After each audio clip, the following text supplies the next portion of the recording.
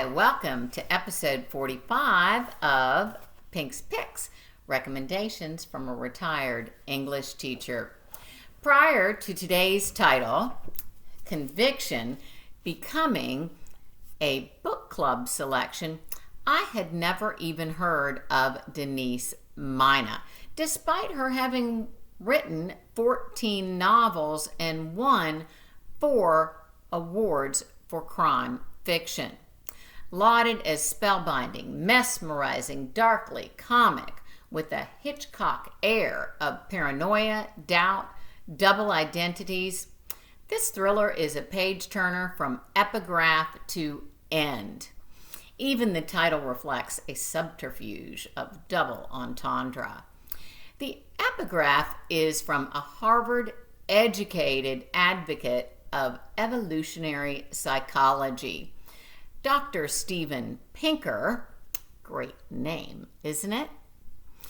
Counters the belief that violence is caused by a deficit of morality and justice, but rather is caused by a surfeit of both, at least in the minds of the perpetrators.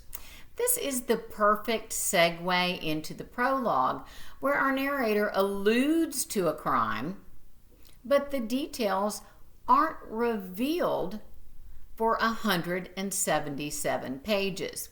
Of other crimes, we have the motherlode: suicide, rape, murder, bribery, extortion, arson, fake IDs.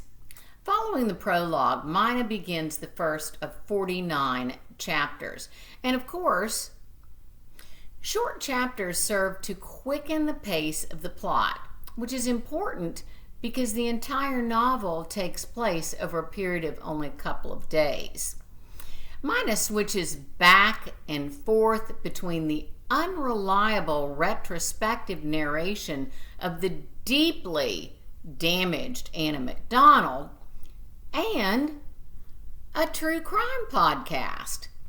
Mina also very intentionally pays homage to Europe when Anna goes on the run with her formerly famous anorexic friend from Glasgow to the Scottish Highlands to Venice and Milan, making Conviction a road trip novel as well as a thriller.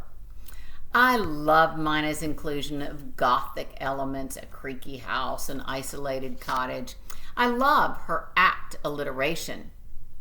There were no mysteries here, just banal miseries. I love her vivid imagery, that he had left the car by the time we got back to it. With the stale smell of cigarette smoke and the burst airbag, it felt like walking back into a party where a lot of regretful things had been said and done. Mostly I love Mina's theme of truth versus lies, storytelling versus silence, the necessity of both depending upon the situation. At the end, Mina muses that the real meaning of stories depends on where they're told, when, and to whom. In an interview which appears at the back of the book, Mina herself admits to being obsessed with podcasts and claims, interestingly, that with the internet and social media, society at large has become an unreliable narrator. I agree. So people like protagonist Anna are tried in the court of public opinion rather than being judged fairly without bias. I am a sucker for a great first line. Mina bookends her first fabulous line with a powerful last line.